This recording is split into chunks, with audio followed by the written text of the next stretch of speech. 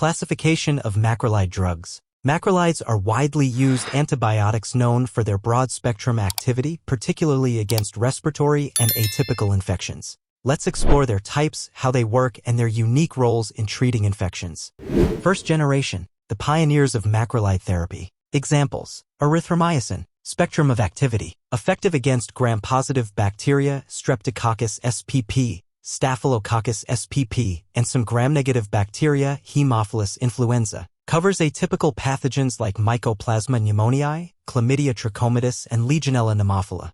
Uses: respiratory tract infections, skin infections, and atypical pneumonia. Notes: known for gastrointestinal side effects due to stimulation of motilin receptors. Second generation, improved versions with better tolerability. Examples: Clarithromycin, Azithromycin, spectrum of activity, similar to erythromycin but with enhanced activity against gram-negative organisms and atypical bacteria. Better pharmacokinetics allow for easier dosing schedules.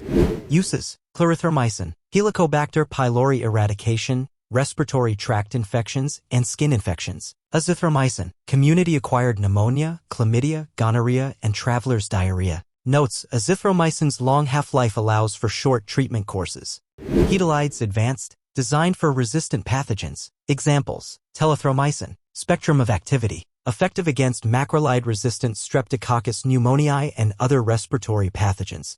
Uses: severe community-acquired pneumonia and macrolide-resistant infections. Notes: rarely used due to potential hepatotoxicity and side effects. Specialized, macrolides with unique applications. Examples: Fidaxomicin, spectrum of activity, narrow-spectrum activity targeting Clostridium difficile.